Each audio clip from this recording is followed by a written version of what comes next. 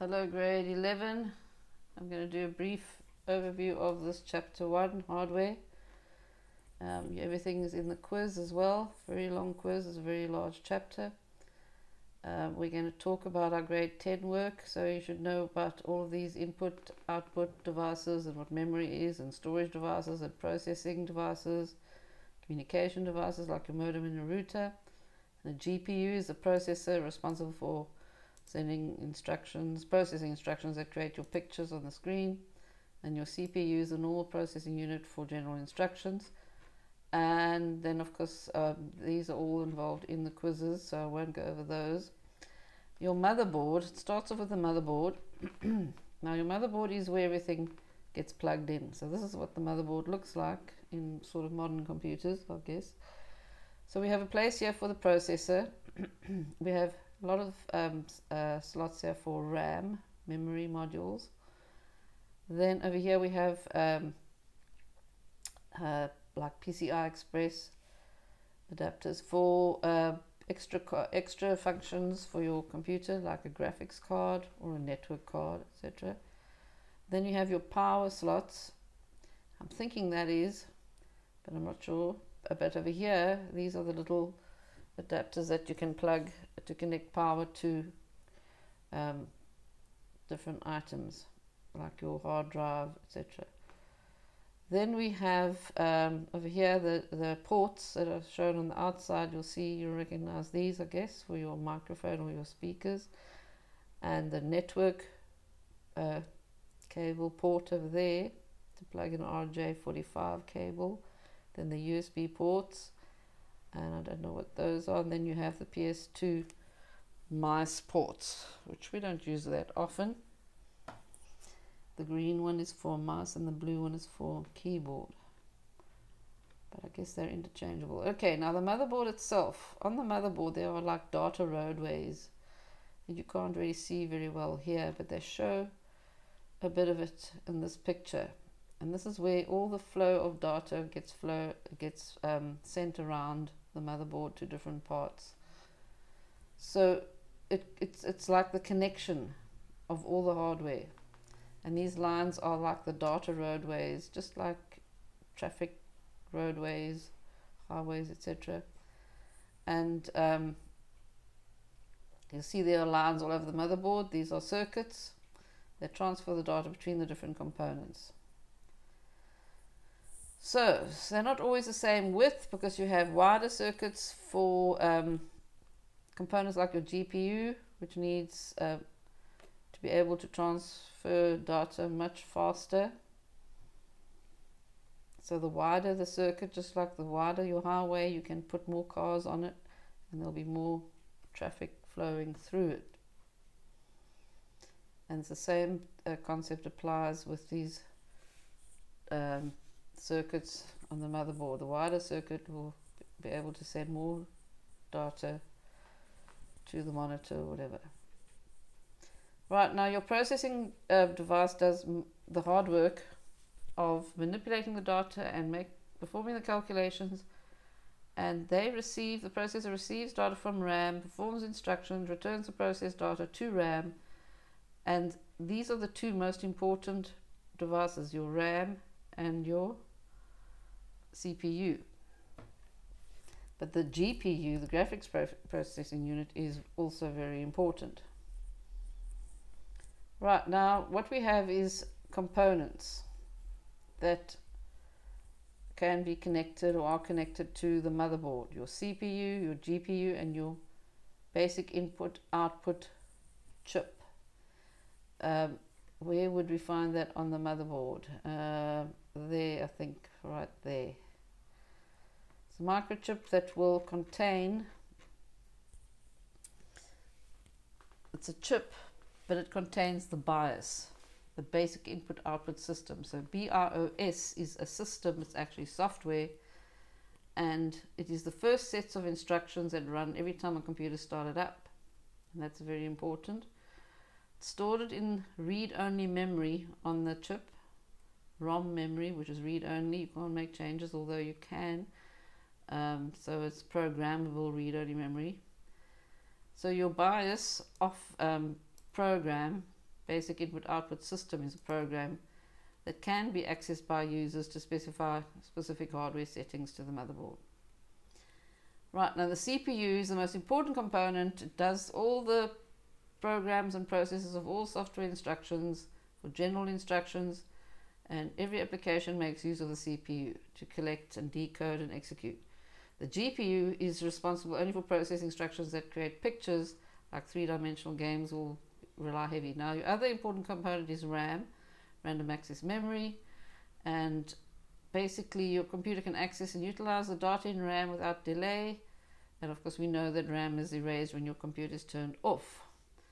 So video RAM, VRAM, is special memory to store image data that the computer displays, and it acts like a buffer between the CPU and the video card. When a picture has to be displayed, the image is first read by the processor and written to VRAM, video RAM, and then ROM, read-only memory, stores the BIOS, the basic input output system. Right, so your motherboard slots, we have the CPU slot, I showed you that, the DIMM slot, that is for your RAM, that was these slots over here, your RAM modules. They call them modules because it's like a stick with a whole lot of chips on it. Then you have a PCI, PCIe, PCI Express to plug in additional hardware. I showed you that on the other side. Over there, those white ones, and that is for installing additional, I think that's right, yep, that is right, PCI Express and PCI, a sound card or a GPU, a graphics card, in other words, that its own process on it, an Ethernet card, which is like your network card or a Wi-Fi card if you don't have it already installed on the motherboard. Then the GPU is your actual high-speed slot for the computer's graphics. SATA ports, yeah, these are the SATA ports there. That's what I was saying, it provides power to the hard drives of the computer. Actually not power, connection.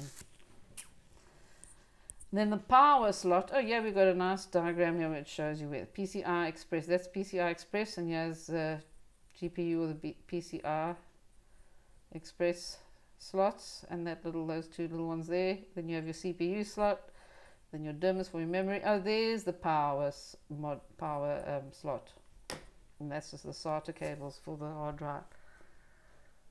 Yeah. Anyway, there's your motherboard slots, and then a bus. What is a bus? A new word here. It's a communication system for transferring data. It's like a roadway for data to travel on. And you'll find them on the motherboard, like we just showed you, all those lines. And they not just electrical circuit, they are electrical circuit, but they're also the whole communication system between two devices, including the hardware components such as the port and the circuit and the electrical conductors. Right. A single bus can allow multiple simultaneous connections. So your USB bus can receive and send at the same time. Right, other parts of the motherboard, we have point-to-point connections, typically between two components, and do not allow additional connections, and that would typically be between the CPU and the RAM. Point-to-point. Right. So we have a motherboard bus is a set of wires that connects one part of the motherboard to communicate with other parts of the motherboard, and it's an interface between the CPU and various external devices. So we have the internal bus and an external bus. Now the internal bus sends data instructions to different parts of the motherboard and links the computer to the CPU and the main memory. So the internal bus is the CPU and the main memory connection. The external bus is the interface to the peripherals. That's the roadway that goes from the CPU to all the hard drives, the CD-ROM drives, the flash drives, etc. So your internal bus is from the CPU to main memory, and the external bus from the CPU to all the other devices like the hard drive and the mouse and the flash drive, etc. So now all buses, regardless of whether they're internal or external, they have a control bus, a data bus, and a power bus. The control bus is for is used by the CPU to send signals to the different parts as indicated, and then the data bus is the actual path to transfer data, and then the power bus is the one which energizes the components of the system. So all buses have those three. Now, modular design. Computers are built using modular design. In other words, you can go and plug in and remove components as you wish. So the components like the RAM and the processor, etc., they are not built into the motherboard. You get to replace, you can put them in, you can replace them if they're broken, so on. So you can have thousands of different computers with different components and speeds and abilities. So you can build a PC as well. Right, and modular means you can repair or replace components. You can add extra functions to your computer, and you can repair components and replace them.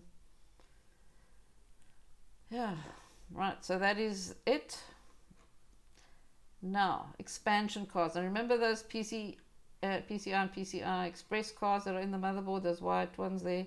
Those are that's for when you want to expand your function of your computer. So you can put in expansion cards, and that is for the different functions like the Ethernet card or a Wi-Fi card or a graphics card. And there are also circuit boards, and you basically plug them in, and yeah, you can buy them separately, and if they will fit in your motherboard, then it'll work. Right. So Ethernet card, which is to get into a wired network. A Wi-Fi card allows you to connect to a wireless network. A sound card to improve your sound quality, and then your TV capture card, and a storage controller for faster hard drives, etc. And this goes on. Now they've got this little did you know GB. Okay, we don't need to have that because remember, did you know is not part of the examination purposes. Flow and transfer data between components. We'll see that the basic routes the motherboard uses are shown below here. So these are just basic routes. So where's the CPU? There it is. CPU has a control, the bus has a control bus, an address bus, and a data bus. Memory. Yeah. Okay, that doesn't really help much, does it? But you can go and look at that picture. System bus. Basically, they're all accessing. Although memory, CPU will go backwards and forwards to the control bus, and then the address bus. What is the address bus again? Remember they show, oh no, it wasn't an address. Yes, it was an address. It was actually the data bus, is the address bus, which provides the physical address of data in memory to help data transfer. So to say where the data must go. So your data bus will be assisted by an address bus, and the control bus is basically used by the CPU to send signals to keep the actions of the different parts coordinated, and the power bus is basically for energy. Alright, so we don't have the power bus here, but you have your data bus and your control bus. Input and output. I actually don't want to go through that diagram, but anyway, the rest of these questions, go and look at your quizzes, do your quizzes, and then sort yourself out there and study everything. And if you don't do the quizzes properly, then you're not going to know the content, and that's a fact. Right, purpose and role of cache memory and caching. What is cache memory? Basically, it's special memory that can be used because it's closer. For instance, the most typical one is using a CPU, using cache memory on the CPU. So if you have a bit of cache memory on the CPU, that means it's closer to the CPU. It's right on the CPU itself, basically attached, and it's closer than the actual RAM. So the cache memory will be faster because of the distance. Okay. They have an official definition. Caching is a technique used by computers to store data that is likely to be used soon. So basically the processor guesses or the operating system, sorry, guesses now what information is likely to be needed. And if that information is likely to be used, then all that information gets put into cache in case the CPU needs it. So it's going to sit there, and if the CPU needs it, it goes fast to the CPU. And it's easily accessed because it's right there onto the CPU, it's faster. And they refer, and there's a nice official definition here that caching refers to the use of a faster medium to prevent a slower medium from slowing down the performance of a computer. There are 3 forms of caching. What do they mean by using a faster medium to prevent a slower medium from slowing down the performance of a computer? So, in the case of the processor, it's faster for the processor to access that data in the cache memory instead of going all the way to the slower RAM, because the RAM is further away from the CPU, and therefore it'll take longer to get all the data from RAM, but it's quicker to get it from the cache memory. So you have normal RAM, normal random access memory or modules, and you can see from the diagram that we saw on the motherboard, you'll go and check that out, you'll see it's far away from the processor, whereas the cache on the CPU is right on the processor itself, and anything that's sitting there will be much faster to access. So that's what they mean by the faster medium preventing a slower medium from slowing down the performance. Right, so the difference in speed between a computer's CPU and RAM has become too large, and that's why the RAM has a cache memory built into it. And then you have disk cache, which works in the same way.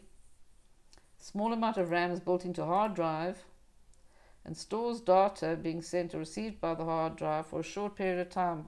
So remember that this is RAM, it's cache RAM. So it's like memory, it'll be discarded when the power is off, just like RAM is.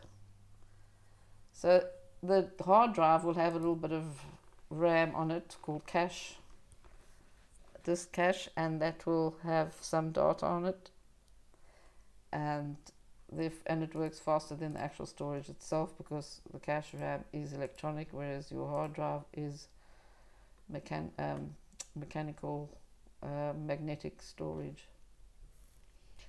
Right, now web cache.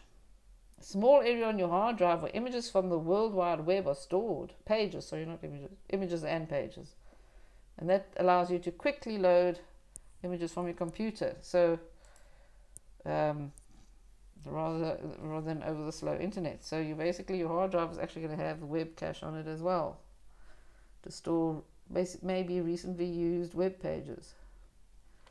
Now, talking about web pages, this word World Wide Web, it's not a new word, but it's millions of websites that are hosted on the internet. The World Wide Web are all the websites. In other words, all the computers all over the world that have got websites. The internet itself is the connection. Internet, network, an internetwork. Net is short for network. Your internet. People get confused about these definitions, but the World Wide Web are all your web pages. In fact, it's all your pictures and your text and your documents and everything in the whole world. That is the World Wide Web. It's all your web pages and your pictures, etc., that are stored on computers all over around the world. But the internet is the actual connection of all those computers around the world. So remember that the World Wide Web is a subset of the internet, and all the websites are hosted on the internet. And internet is the interconnection of all networks and computers. Right, now let's have a look at, okay, oh yeah, they're talking about this understanding about computers cache and RAM and storage. So if you have you want to buy something, so you can put your money in your pockets. That's quick to get, isn't it? In your pocket, so you can quickly take it out. So that's cache RAM. Or you can put it in your wallet, which is RAM. Or you can have it in your bank account, which is a hard drive, and that's slower to access. Although nowadays we pay everything, you can basically use your phone to pay. Right, so let's not talk about that one. Let's go to our 1.3 memory as a part of a computer system. Right, so I don't want to use that metaphor. You must remember that your basic input-output system is the operating system, not the operating system, it's software that's stored in a ROM chip, a read-only memory chip on your hard drive. Your basic input-output system software. Memory is different types. You can have short-term memory, which is RAM, storage devices, which is long-term memory, and ROM, which is read-only memory. So storage and long-term memory, same thing, but RAM is our short-term memory and ROM is read-only. So your basic input-output system is stored on ROM, and it can't be overwritten or deleted in normal operation. So the settings are saved on a ROM chip called the CMOS. CMOS must have power to keep its data and to ensure that the CMOS continues to store settings even when the computer is turned off. There's a small battery that is connected to CMOS. So CMOS must always,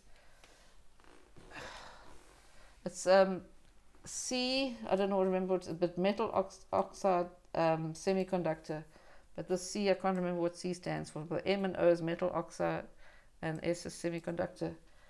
Yeah, you can go look it up on the internet what CMOS stand for, but it's basically it's like a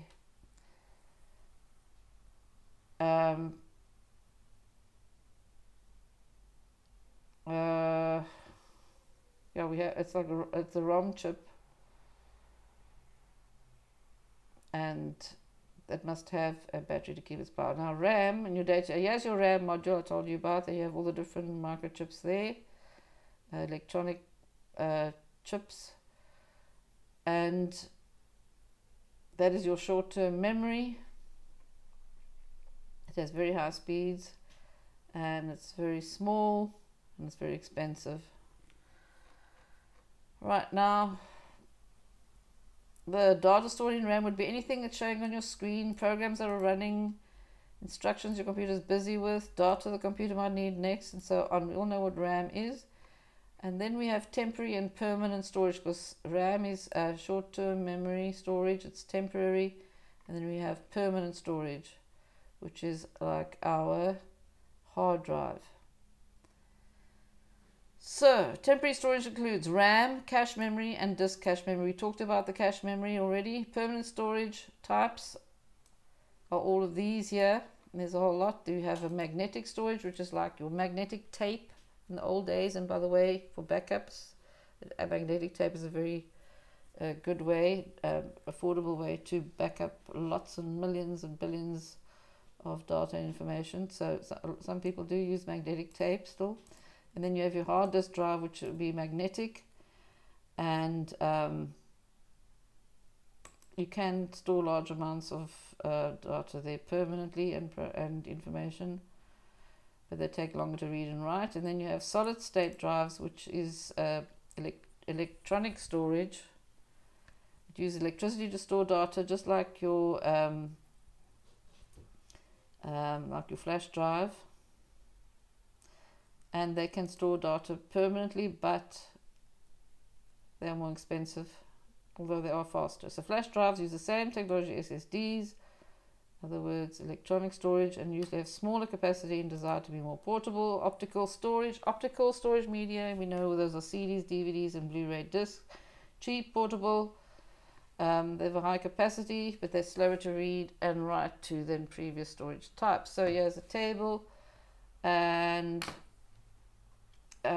you'll do that in the quiz as well, and then there's a quiz with all of the data that you must do.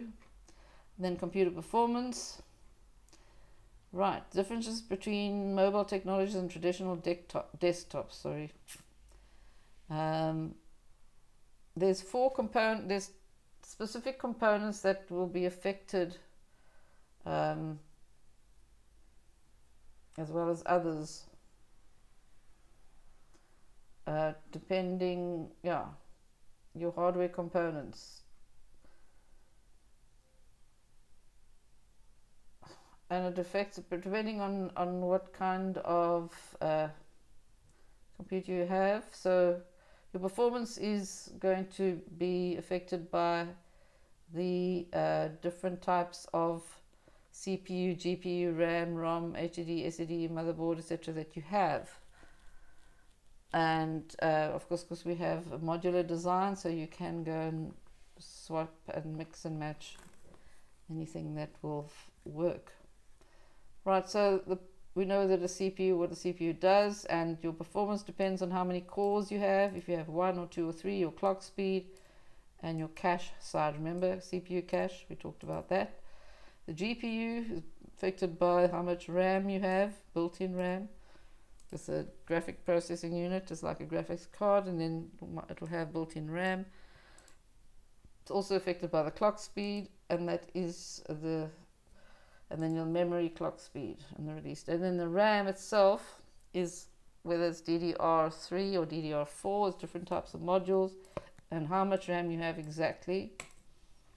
ROM is not affected by anything that stores the BIOS, so we're not worrying about what the performance of that is because it's very basic.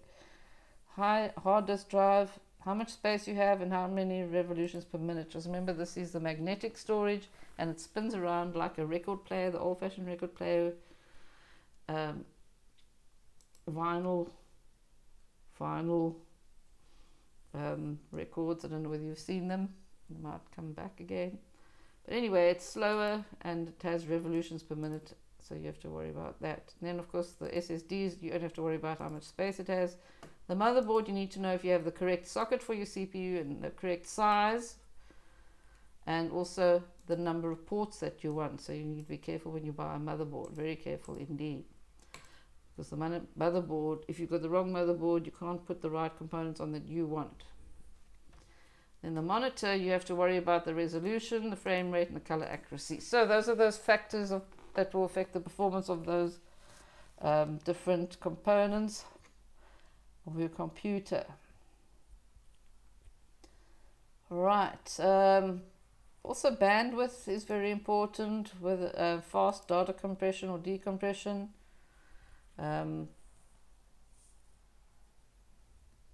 Well, we're not going to worry about that one. Let's go and look at low-end and high-end computers, what they typically contain. So there's a table there for you to study. Storage speed.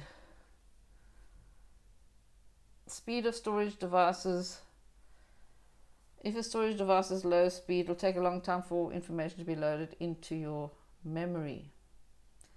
So when you open your program, to open a large data file, all the data needs to be transferred from your storage device to your RAM. So that is important, that it's fast. When loading your operating system, all the operating system's data and processes need to be loaded into your RAM from your hard drive. So your operating system has to be loaded from your hard drive, your programs have to be loaded from your hard drive, and installing large applications on a storage device, new files have to be created.